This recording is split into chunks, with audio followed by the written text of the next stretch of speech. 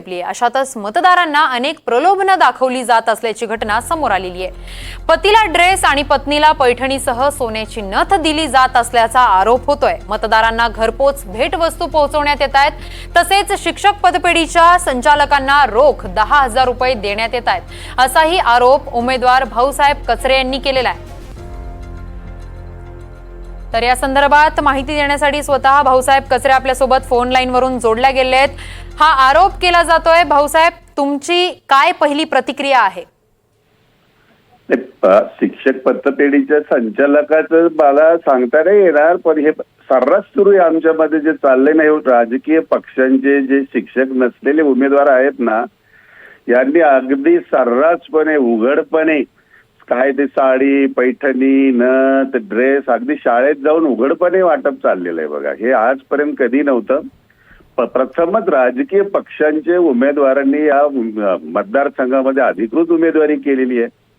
आजपर्यंत कुठल्याही राजकीय पक्षांनी याच्यामध्ये उमेदवारी केलेली नव्हती। संघटनांचे जे उमेदवार असायचे फार तर त्याला राजकीय पक्ष पाठिंबा देत असत, पण हे राजकीय पक्षांच्या उमेदवारीमुळे त्यांना कार्यकर्ते मिळायला लागले। त्या राजकीय पक्षांच्या ज्या संस्था आहेत त्या संस्थांमध्ये यांना आपल्याला उघडच वावर करता येतोय असा एक यांचा भ्रम झालेला आहे।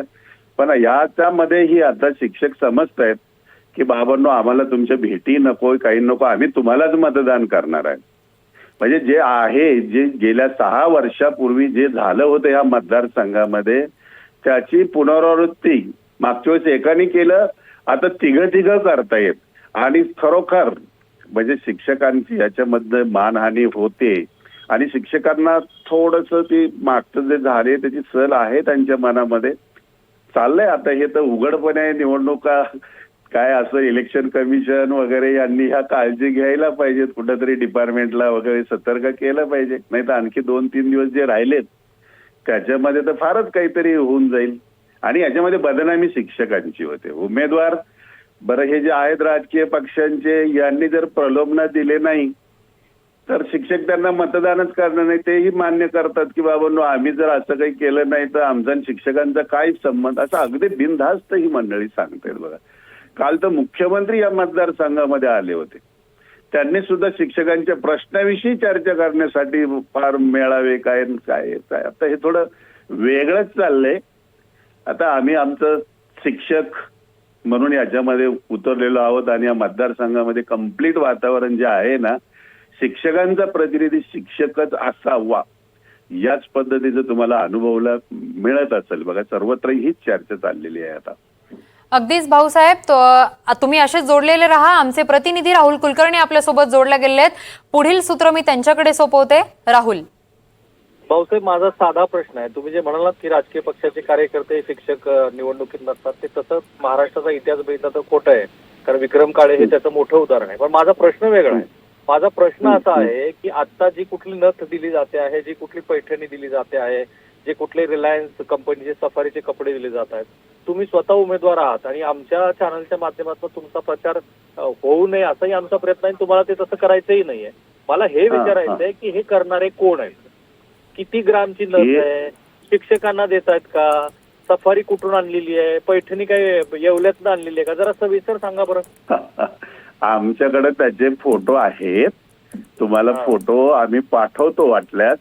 आता किती ग्रॅम वगैरे ते काय आम्ही पाहिलेलं नाही, परंतु रेमंडचा ड्रेस आहे, एक साडी आहे बघा। आता ती पैठणी आहे का साडी आहे, पण पैठणी म्हणतात ते।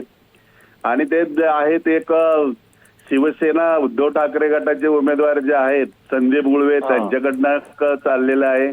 दुसरे जे उमेदवार आहेत ना, किशोर दारडे यांच्याकडनं चाललेलं आहे। म्हणजे हे जे राजकीय पक्षांशी निगडीत आहेत आणि शिक्षक नसलेली मंडळी आहेत, सर्रासपणे याच्यामध्ये अगदी उघडपणे हे चालू झालेलं आहे। ठीक आहे, मग उद्धव ठाकरे गटाचे उमेदवार काय वाटतायत आणि एकनाथ शिंदे गटाचे उमेदवार काय वाटतात तेही सांगा। आता जे दिसतंय ना समोर, जे दिसतंय आता त्याच्यावरती काही त्यांचाच शिक्का नाहीये का मी वाटतंय? हे आमच्या शिक्षकांमधली चर्चा मी तुम्हाला सांगतोय। ठीक आहे, उघडपणे चाललेलं आहे। शिक्षकच मतदार आहेत आणि अनेक शैक्षणिक संस्था या शिक्षक मतदारसंघामध्ये आहेत। संस्था चालकांना काय मिळतं आहे आणि शिक्षक मोठं मन करून मिळालेलं आपल्याला हे जे काही संधी आहे ते पण घेतायत. मोठं मन जरा वेगळ्या कॉन्टेक्स्ट मध्ये बोललो मी. नाही, बरेच शिक्षक आता त्यांच्या लक्षात आलंय. सगळ्या शिक्षकांनी मी म्हणतो अगदी थोड्या ठिकाणी चाललंय हे. बरेच जण त्यांना हात जोडून विनंती करतायत, बाबांनो आम्हाला हे नकोय, आम्ही तुम्हालाच मतदान करणार आहोत, पण हे आम्हाला असं प्रलोभन वगैरे नकोय असं अगदी खुलेआम सांगतायत त्यांना. कित्येक ठिकाणी त्यांच्या या भेटवस्तू नाकारलेल्या आहेत. हे वस्तुस्थिती आहे. हे कुठं मीडियावरती येत नाहीये. कोणीतरी एखादा स्वीकारतो तेवढंच येतंय बघा. अगदी आणि शिक्षक नम्रपणे चालकांना काय मिळतंय सर? शिक्षण संस्था चालकांना काय मिळतंय सध्या? शिक्षण संस्था चालकांना काय मिळतंय? नाही ना, आता शिक्षण संस्था चालकांना याच्यामध्ये मला नाही वाटत काही मिळत असेल. त्यांचा डायरेक्टली इंटरफिअर आहे याच्यामध्ये नसेल, पण ही मंडळी त्यांचं नाव घेते. ठीक आहे, माझा शेवटचा प्रश्न सांगायचं, मी तर कुठल्या संस्था चालकाला यांच्या समोर उपस्थित सुद्धा राहिलेलं पाहिलेलं नाही. माझा शेवटचा प्रश्न आहे, शेवटचा प्रश्न आहे. हे सगळे पुरावे तुमच्याकडे आलेत, फोटो पण आले. तुम्ही निवडणूक आयोगाकडे तक्रार करणार आहात का? हो, करणार आहे आम्ही आता, कारण हे येत्या 2-3 दिवसात हे खूप वाढणार आहे बघा. त्यामुळे याची तक्रार आता आम्हाला पुरावा लागत होता, नुसती चर्चा चाललेली होती. आता आम्ही करणार आहोत तक्रार, नक्कीच करणार आहोत. बरं किरण, ह्या घटनेचं गांभीर्य यासाठी वाढतं की कवी, लेखक आणि मुख्याध्यापक हेरम कुलकर्णी यांनी या संदर्भामध्ये एक लेख लिहिलाय आणि दैनिक लोकमतच्या नगर आवृत्तीचे सुधीर लंके आहेत, त्यांनी सुद्धा याबद्दलचं विश्लेषण आज आपल्या अंकामध्ये लिहिलेलं आहे.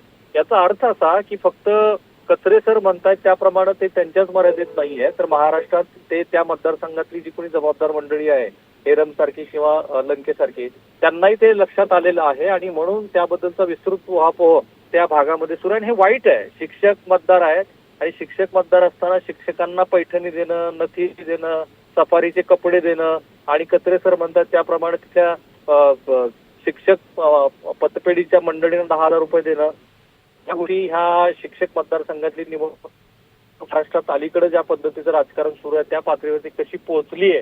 आता ते सर म्हणतात की शिक्षक तसं घेत नसतील, आहेतच काही आदर्शवादी शिक्षक, पण ज्यांनी कुणी घेतले असतील त्यांना ते घ्यावं लागलंय का ते पण त्या प्रलोभनाला बळी पडले, हा खरा प्रश्न आहे. अगदीच राहुल, धन्यवाद भाऊसाहेब कचरे, तुम्ही NDTV मराठीला तुमचा वेळ दिल्याबद्दल. आणि धन्यवाद राहुल तुम्ही.